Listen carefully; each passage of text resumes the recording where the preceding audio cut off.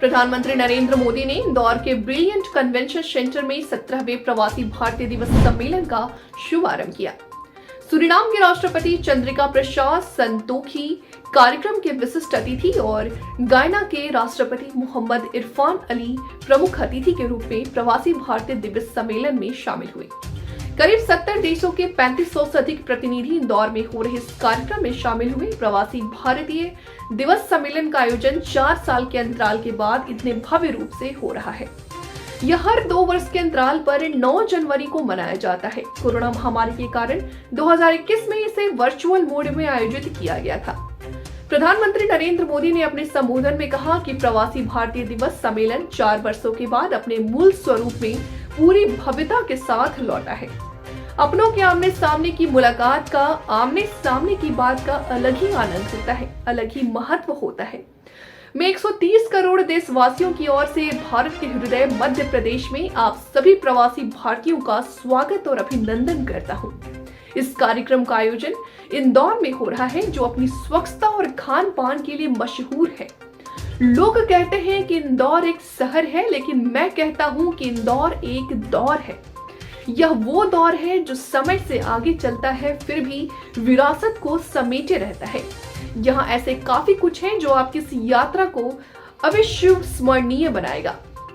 महाकाल के महालोक का दिव्य और भव्य विस्तार हुआ है। आशा करता हूँ कि आप सब वहां जाकर भगवान महाकाल का आशीर्वाद भी लेंगे और अद्भुत अनुभव का हिस्सा भी बनेंगे। पीएम मोदी ने कहा कि इंदौर स्वच्छता के साथ साथ स्वाद की राजधानी भी है। खाने पीने के लिए अपन का इंदौर देश ही नहीं बल्कि पूरी दुनिया में लाजवाब है। यहाँ का पोहा, कचौरी, समोसे, जलेबी, शिकंजी, जिसने भी चखा उसके मुंह का पानी नहीं रुका। जिसने भी चखा उसने दूसरी जगह मुड़कर नहीं देखा। यहाँ 56 दुकान और सराफा प्रसिद्ध है। पीएम मोदी ने कहा कि हम असीम लगने वाले समंदर पर गए। व्यवसायिक संबंध कैसे साझी समृद्धि के रास्ते खोल सकते हैं, यह भारत ने और भारतीयों ने करके दिखाया। आज जब हम अपने करोड़ों प्रवासी भारतीयों को ग्लोबल मैप पर देखते हैं तो कई तस्वीरें एक साथ उभरती है। साथियों, पिछले कुछ वर्षों में भारत ने विकास की जो गति प्राप्त की है, जो उपलब्धियां हासिल की हैं, वो असाधारण है, अभूतपूर्व है।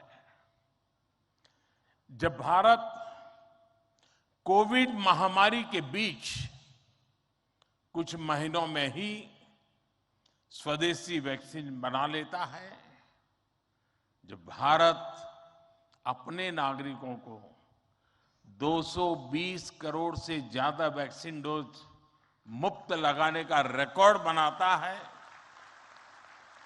जब वैश्विक अस्थिरता के बीच भी भारत विश्व की उभरती अर्थव्यवस्था बनता है, जब भारत विश्व की बड़ी इकोनॉमी से कॉम्पीट करता है, टॉप 5 इकोनॉमी में शामिल होता है, जब भारत दुनिया का तीसरा सबसे बड़ा स्टार्टअप इकोसिस्टम बनता है, जब मोबाइल मैन्युफैक्चरिंग जैसे क्षेत्रों में, इलेक्ट्रॉनिक मैन्युफैक्चरिंग के क्षेत्र में मेक इन इंडिया का डंका बजता है, जब भारत अपने दम पर Tejas fighter plane, aircraft carrier, INS Vikrant और अरिहंत जैसी न्यूक्लियर सबमरीन बनाता है, तो स्वाभाविक है दुनिया और दुनिया के लोगों में क्यूरियोसिटी होती है कि भारत क्या कर रहा है, कैसे कर रहा है।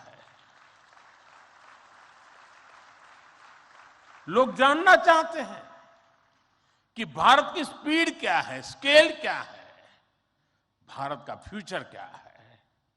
इसी तरह जब कैशलेस इकोनॉमी की बात होती है, फिनटेक की चर्चा होती है, तो दुनिया ये देखकर हैरात में है कि विश्व के 40% real time digital transaction Bharat में होते हैं। जो स्पेस के फ्यूचर की बात होती है, तो भारत की चर्चा स्पेस टेक्नोलॉजी के मोस्ट एडवांस देशों में होती है। भारत एक बार में 100 सैटेलाइट लॉन्च करने का रिकॉर्ड बना रहा है। सॉफ्टवेयर और डिजिटल टेक्नोलॉजी के क्षेत्र में हमारी ताकत दुनिया देख रही है। आप में से बहुत से लोग भी इसका बहुत बड़ा जरिया है। भारत का ये बढ़ता हुआ सामर्थ्य, भारत का ये दमखम, भारत की जड़ों से जुड़े हर व्यक्ति का सीना चौड़ा कर देता है। वैश्विक मंच पर आज भारत की आवाज, भारत का संदेश, भारत की कही बात एक अलग ही मायने रखती है। भारत की ये बढ़ती है ताकत आने वाले दिनों में और ज्यादा बढ़ने वाली है। और इसलिए भारत के प्रति जिज्ञासा, भारत के प्रति क्यूरियोसिटी भी और बढ़ेगी।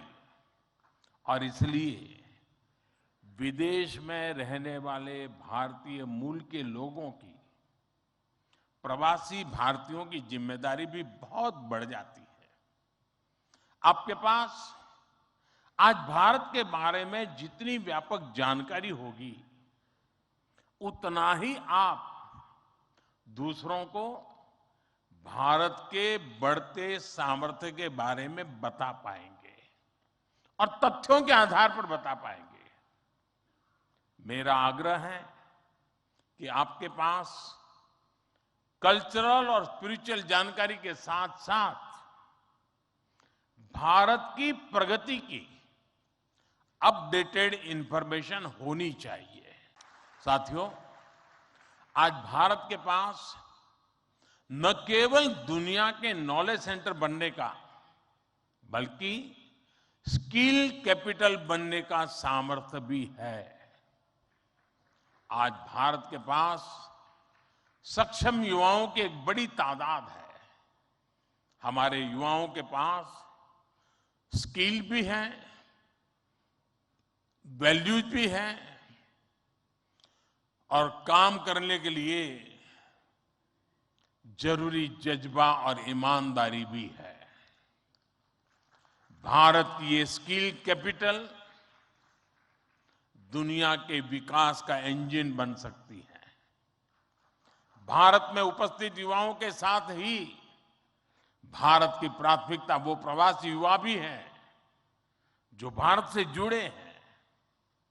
हमारे नेक्स्ट जनरेशन युवा जो विदेश में जन्मे हैं, वहीं पले बड़े हैं, हम उन्हें भी अपने भारत को जानने समझने के लिए कई अवसर दे रहे हैं। नेक्स्ट जनरेशन प्रवासी युवाओं में भी भारत को लेकर उत्साह बढ़ता चला जा रहा है। वो अपने माता पिता के देश के बारे में जानना चाहते हैं, अपनी जड़ों से जुड़ना चाहते हैं। ये हम सब की जिम्मेदारी है कि हम युवाओं को न केवल देश के बारे में गहराई से बताएं, बल्कि उन्हें भारत दिखाएं भी। पारंपरिक बोध और आधुनिक नजर के साथ ये युवा फ्यूचर वर्ल्ड को भारत के बारे में कहीं ज्यादा प्रभावी ढंग से बता पाएंगे। जितनी युवाओं में जिज्ञासा बढ़ेगी, उतना ही भारत से जुड़ा पर्यटन बढ़ेगा, भारत से जुड़ी रिसर्च बढ़ेगी, भारत का गौरव बढ़ेगा। ये युवा भारत के विभिन्न पर्वों के दौरान, प्रसिद्ध मेलों के दौरान आ सकते हैं, या फिर बुद्ध सर्किट, रामायण सर्किट का लाभ उठा सकते हैं। वो आजादी के अमृत महोत्सव के तहत हो रहे कार्यक्रमों में भी जुड़ सकते हैं। फिलहाल वक्त हो चला एक छोटे से ब्रेक का। जल्द हाजिर होंगे ब्रेक के बाद। तब तक के लिए आप बने रहे हमारे साथ। मुझे दीजिए इजाजत। नमस्कार।